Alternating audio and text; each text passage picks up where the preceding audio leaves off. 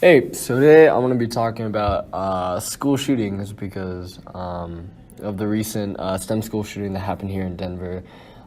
It's pretty close to home, so as a high school student in America, I kind of felt entitled to talk about the school shootings in the United States. It's been one of the highest talked about subjects, especially surrounding gun control and mental health.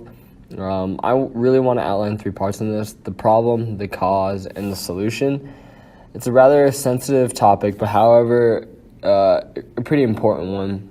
There's a lot of pros and cons to talking about school shootings, but I feel like spreading more fight or awareness in a way it's better than it's better to do that than absolutely nothing.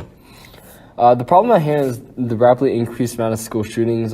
Altogether, from 1970, there's been around 1,300 school shootings. 2018 being one of the highest number of incidents, with 82 recorded incidents. The next highest year was 2006 with 59. But what separates 2018 from 2006 was that 2018 was the highest year for the number of victims killed, including the shooter with 51. California, Texas, and Florida are one of the top three states in the U.S. with the most incidents of school shootings.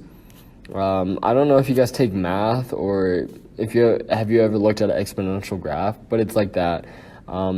It starts off super little and grows and grows. Looking at this graph from Campus Safety magazine, it's exactly like that. It starts off really small, and then once it gets to the 2000s, especially 2015 present, it just skyrockets up. It's a terrible thing to see on a graph, and it's even more terrible to see on TV. It kind of brings me to the next point, which to the potential causes that I think contribute to the problem.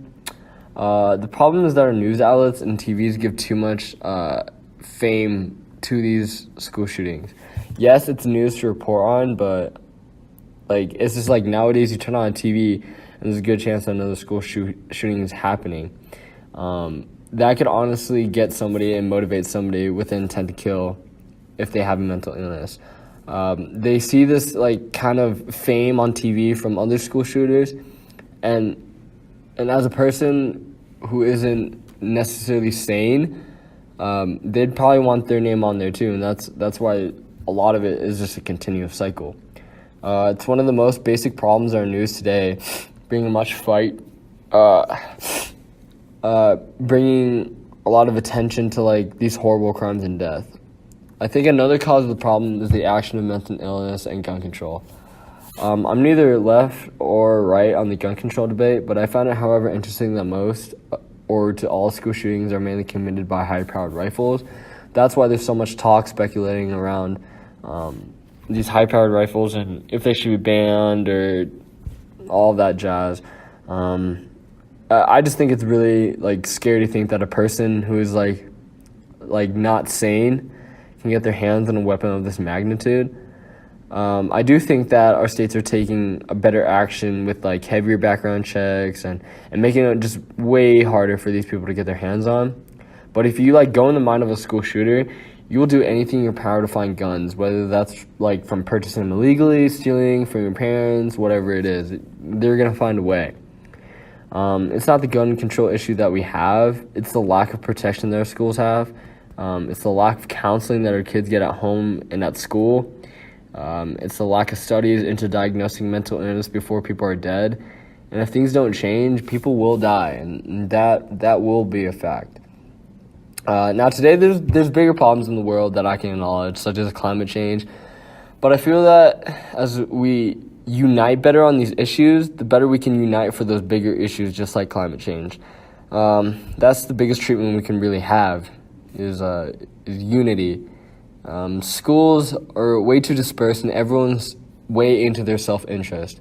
If we focus more on each other and the people around us, not only does that influence people and make them feel good, but it could influence the next potential school shooter.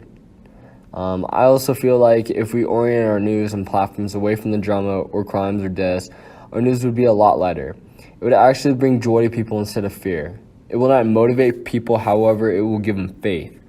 Nobody likes reading about someone who killed his own mother and then went into elementary school killing 20 innocent kids who don't even know basic math yet.